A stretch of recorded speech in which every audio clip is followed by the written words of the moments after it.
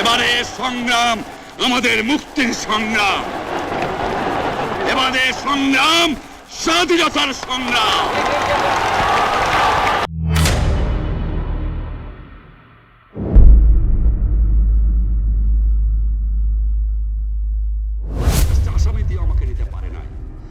नमस्कार, जय हिंद, वंदे मातरम। चाणक्य ने कहा था अपनी नीति तो अपनाओ, लेकिन शत्रु की युद्ध नीति को भी समझो। युद्ध में अपने शत्रु की तरह सोचना जरूरी है। यूं तो भारत पाकिस्तान से कोई भी युद्ध जीतने में हमेशा सक्षम रहा है, लेकिन 1971 युद्ध का लक्ष्य केवल जीत नहीं था। लक्ष्य था तेजी से जीत, ताकि अंतरराष्ट्रीय बीच बचाव आने से पहले युद्ध का निर्णय आ जाए। आज हम आपको विश्व इतिहास का सबसे हैरत अंगेज युद्ध का किस्सा सुनाएंगे। You say that when a nation fight for their freedom and emancipation, the nation had to suffer. ये कहानी टंगेल पैराड्रॉप के हैरत अंगेज ऑपरेशन की है, जिसने दुनिया में हड़कंप मचा दिया था। दुश्मन के आसमान में एक साथ मंडराते हजारों पैराशूट और उन पैराशूट्स से जमीन पर उतरते भारत के शत्रुजी। यूं तो पैरा रेजिमेंट गोपनीय ऑपरेशन करने के लिए जानी जाती है, खामोशी से वार करने के लिए प्रसिद्ध है, लेकिन ये एक ऐसा ऑपरेशन था जो दुश्मन का मनोबल तोड़ने के लिए किया गया था। एक और शक्तिशाली मेघना नदी को पार करके 4 कोर के सैनिक ढाका के रास्ते में थे, तो नियाजी बचे कुछ सैनिकों को ढाका में एकत्रित करके बची खुची इज्जत बचाना चाहता था। भारत के एडवांस को धीमा करना चाहता था, लेकिन भारत के सैन्य कमांडरों ने दुश्मन की योजना को भांप लिया था और अपनी रणनीति में एक अविश्वसनीय कारनामा जोड़ दिया। पाकिस्तान के जनरल नियाजी को यह आभास हो रहा था कि भारतीय सैनिक कभी भी ढाका को घेर सकते हैं, क्योंकि अब तक आसपास के हर मोर्चे पर पाकिस्तान ने हाथ खड़े कर दिए थे। छोटे छोटे स्तर पर सरेंडर की शुरुआत हो चुकी थी। नियाजी ने पाकिस्तान की 93 ब्रिगेड को ढाका के उत्तर पश्चिम में इकट्ठा होने को कहा। ये खबर भारत को भी लगी। पाकिस्तान पर दबाव बनाए रखने के लिए उस ब्रिगेड को रोकना था, पर इतनी तेजी से क्या किया जा सकता था? ये निर्णय लिया गया कि पैराशूट रेजिमेंट की दूसरी बटालियन यानी 2 पैरा को सीधा टंगेल में एयर ड्रॉप किया जाए, ताकि पाकिस्तानी सैनिकों के पहुंचने से पहले उस रास्ते को कट ऑफ कर दिया जाए। लेकिन एयर ड्रॉप होते सैनिकों को जमीन से भी शक्ति चाहिए होती है, और लिंकअप का वो कार्य सौंपा गया जंगी पलटन को। जंगी पलटन यानी एक मराठा लाइट इन्फेंट्री। अक्टूबर के अंत से ही ईस्ट पाकिस्तान से लगने वाली सरहद पर इस बटालियन की तैनाती थी, और 3 दिसंबर को जंग के ऐलान के साथ ही बटालियन को आगे कूच के आदेश दे दिए गए। पहला निशाना था बख्शीगंज। अगली रात भारतीय सैनिकों पर भारी शेलिंग होने लगी, लेकिन सैनिक डिगे नहीं, ना रुके। जंगी पलटन का अगला निशाना था जमालपुर। टंगेल के लिहाज से जमालपुर पर नियंत्रण बहुत आवश्यक था। 9 दिसंबर को जमालपुर गैरिसन के इर्द गिर्द सैनिकों की तैनाती कर दी गई। जमालपुर टंगेल मार्ग पर अवरोध लगाए गए, और फिर जंगी पलटन ने कुछ ऐसा किया कि पाकिस्तान गुस्से से लाल पीला हो गया। सरेंडर से इनकार करते ही भारतीय सैनिकों ने गैरिसन पर ताबड़तोड़ हमला शुरू कर दिया और निडर आगे बढ़ते गए। हमला इतना भीषण था कि पाकिस्तानियों ने मौका देखकर भागने की कोशिश की। पाकिस्तानी सैनिकों को समझ में आ गया था कि वो एक चक्रव्यूह में फंस चुके हैं। सरेंडर की पेशकश वो ठुकरा चुके थे। अब उनके पास एक ही विकल्प था कि पीठ दिखाकर भागें, तभी जान बचेगी। लेकिन जंगी पलटन के चक्रव्यूह को भेदना इतना भी आसान नहीं था। आखिरकार पाकिस्तान के सैनिकों ने सरेंडर करने में ही अपनी भलाई समझी, लेकिन अब तक वो बहुत नुकसान झेल चुके थे। पाकिस्तान की बर्बादी के सबूत हर ओर बिखरे हुए थे, लेकिन सैनिकों के पास रुककर अपनी जीत का जश्न मनाने का समय नहीं था।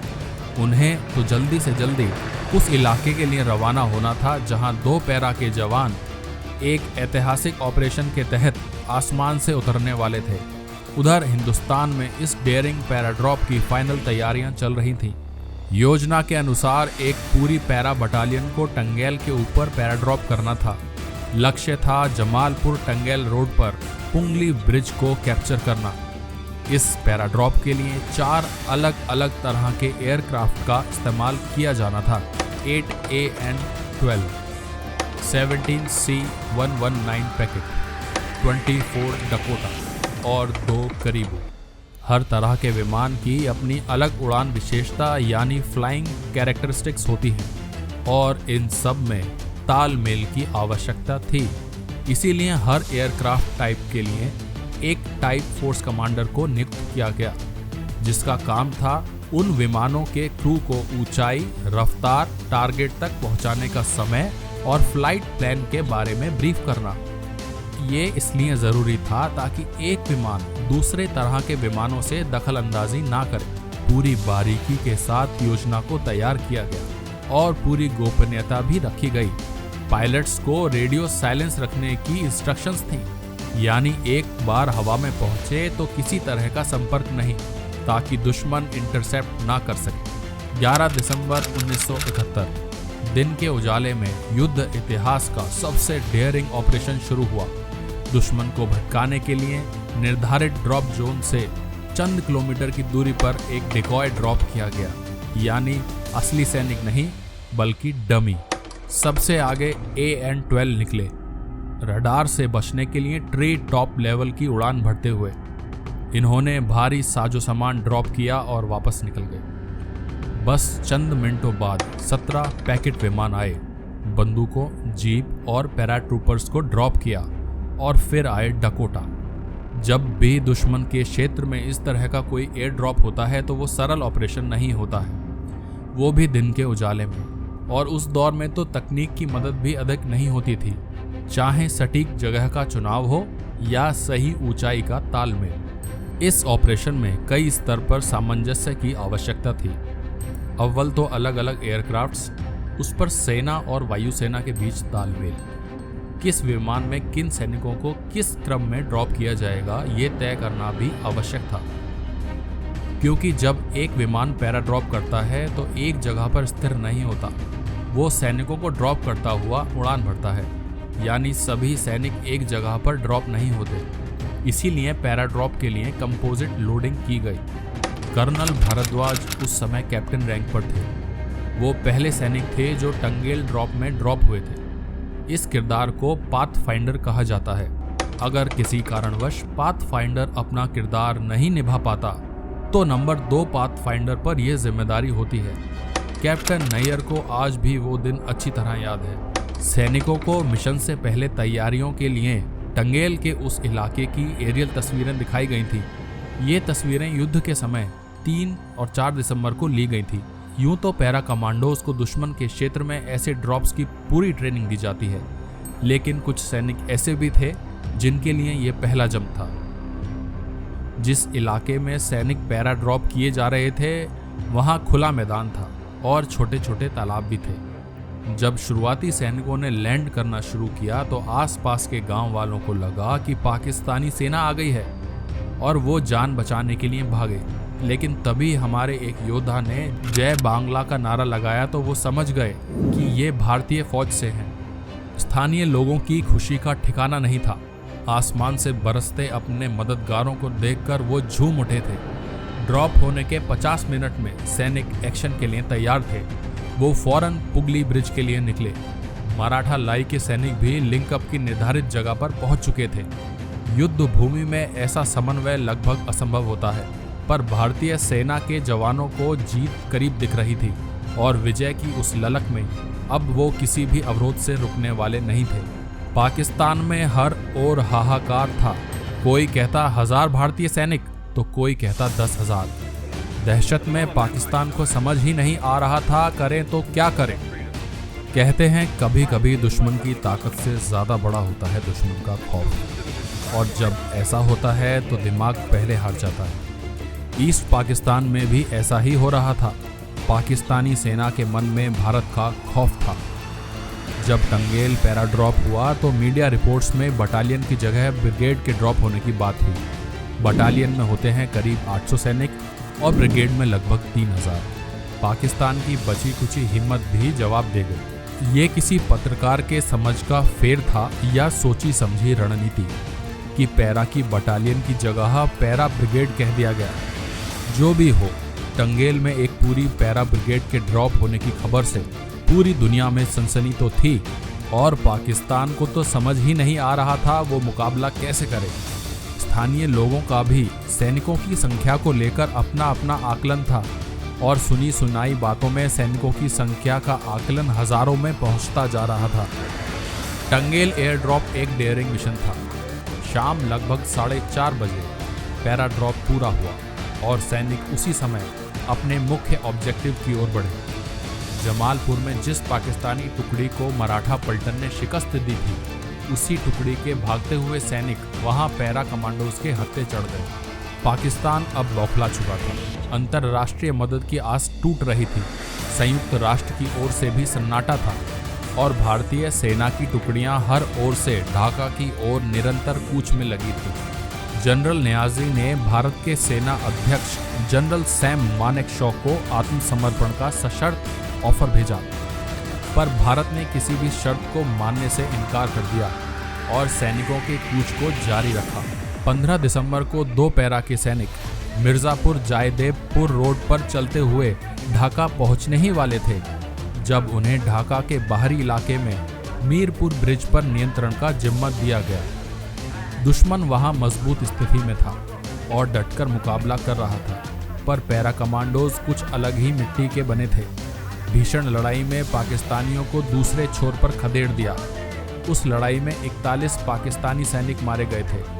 हालांकि अगली सुबह एक अलग ही समाचार लेकर आई। 2 पैरा के सैनिकों को ये जिम्मेदारी दी गई थी कि उन्हें मेजर जनरल GS नागरा की ओर से हाथ से लिखा एक नोट नियाजी के पास लेकर जाना था।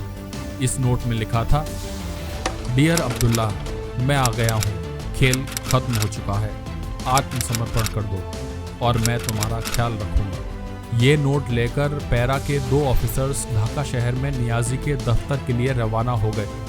हालांकि नियाजी को सरेंडर के लिए तैयार करना इतना भी आसान नहीं होने वाला था। जंग में ये मायने नहीं रखता कि आपकी तादाद कितनी है, बल्कि ये मायने रखता है कि आपकी स्ट्रेटजी कैसी है। जब ढाका में 3000 भारतीय सैनिक दाखिल हुए तो उस वक्त वहां पाकिस्तानी सेना की तादाद 30,000 थी। उनके पास गोलियां इतनी थीं कि 1 महीने और लड़ सकते थे, लेकिन उनके पास भारत जैसी सोच नहीं थी, वैसी रणनीति नहीं थी। सरेंडर के विस्तृत दस्तावेज तैयार किए गए और उसे लेकर 16 दिसंबर की सुबह chief of staff eastern command lieutenant general JFR Jacob Jessore से ढाका के लिए रवाना हुए। पाकिस्तानी जनरल नियाजी ने मन ही मन तो हार मान ली थी, लेकिन वो अब भी आत्मसमर्पण के लिए तैयार नहीं था, क्योंकि उसे उम्मीद थी शायद कोई बीच का रास्ता निकल आए। वो वक्त चाहता था, पर भारत वक्त देने के लिए बिल्कुल तैयार नहीं था। नियाजी को पाकिस्तान में बैठे हुक्मरानों से कोई आश्वासन नहीं मिल रहा था। अमेरिका भी चुप पड़ चुका था, यानी नियाजी के पास कोई रास्ता बचा ही नहीं था। जान बचानी थी तो सरेंडर करना ही था। उसने हाँ कह दिया, पर उसे मालूम था कि अपनी जान बचाने की कोशिश में वो अपने देश की इज्जत गंवा रहा है। एक तो सरेंडर, वो भी दुनिया की नज़रों के सामने, और गार्ड ऑफ ऑनर के लिए तैयार हो जाना। पाकिस्तान को इससे करारी शिकस्त नहीं मिल सकती थी। जनरल जेकब नियाजी को उसकी ही कार में लेकर एयरपोर्ट के लिए रवाना हो गए, जहां eastern army commander lieutenant general JS Arora पहुंचने वाले थे। पर रास्ते में ज्यों ही मुक्ति वाहिनी के सदस्यों को नियाजी की गाड़ी नजर आई, वो उस पर झपट पड़े। जनरल जेकब के स्टाफ अफसर सिख थे। उन्होंने गाड़ी से अपना सर बाहर निकाला तो भीड़ शांत हो गई, क्योंकि कार भले ही पाकिस्तान की रही हो, लोगों को यकीन हो गया कि कार में हिंदुस्तानी सैनिक ही सवार हैं। जनरल जेकब को आशंका थी कि मुक्ति वाहिनी के लड़ाके फिर नियाजी पर टूटने की कोशिश करेंगे। नियाजी को सुरक्षित ले जाना जरूरी था, क्योंकि अगर उसे कुछ हो जाता तो सरेंडर हो ही नहीं सकता था। एयरपोर्ट पर भारतीय सैनिकों की मौजूदगी थी और जनरल जेकब ने पैरा रेजिमेंट के 2 जवानों को साथ कर लिया। जनरल जेकब का अंदेशा सही निकला। मुक्ति वाहिनी के सदस्यों ने फिर नियाजी को घेरने की कोशिश की। तब उन्होंने सैनिकों को निर्देश दिए कि वो नियाजी की कनपटी पर बंदूक तानकर उसे अलग ले जाएं। प्लान काम कर गया और मुक्ति वाहिनी के लड़ाके दूर ही रहे। आत्मसमर्पण किसी भी सैनिक के लिए मौत से बुरी चीज होती है, लेकिन संख्या में अधिक होने के बावजूद 1971 में पाकिस्तानी सेना ने सरेंडर को चुना। ये भारतीय शौर्य और युद्ध नीति का नतीजा था। जगह रामन्ना रेस कोर्स ढाका। समय 4:15। तारीख 16 दिसंबर 1971। दिसंबर की गुनगुनी धूप में भारत की ओर से 2 पैरा का सैन्य दस्ता गार्ड ऑफ ऑनर दे रहा था। ईस्ट पाकिस्तान के बाशिंदों को बांग्लादेश की खुशबू आ चुकी थी। खबर फैल चुकी थी कि रामन्ना रेस कोर्स पर ही नियाजी का सरेंडर होगा। इस लम्हे के लिए वहां की जनता ने सालों इंतजार किया था। लाखों का खून बहा था। लोग इतनी तादाद में जुटे कि नियाजी और जनरल अरोरा को भीड़ को चीरते हुए आगे बढ़ना पड़ा। जब नियाजी और जनरल अरोरा सरेंडर दस्तावेज पर दस्तखत करने बैठे तो लोगों का हुजूम नियंत्रण से बाहर हो रहा था। चारों ओर से लोग बस एक कोशिश में थे कि उस ऐतिहासिक क्षण का हिस्सा बन सकें। नियाजी ने दस्तखत किए, फिर अपनी रिवॉल्वर जनरल अरोरा को सौंप दी। फिर तो एक नए देश की आज़ाद आवाम के इजहार को बेबाक पंख लग गए। खुशियां जुनून बनकर छलक रही थीं। हिंदुस्तानी सैनिकों से गले मिलते और उन्हें सर आंखों पर सवार करते, कंधों पर बिठाते। बस 13 दिन की जंग में हासिल आज़ादी पर यकीन कर पाना मुश्किल हो रहा था। ईस्ट पाकिस्तान का वजूद खत्म हो चुका था। 17 दिसंबर 1971 को एक नए देश का जन्म हुआ जो आज बांग्लादेश के नाम से जाना जाता है। आज के लिए इतना ही। वीडियो पसंद आया हो तो चैनल को सब्सक्राइब करें, लाइक करें, शेयर करें। जय हिंद, वंदे मातरम।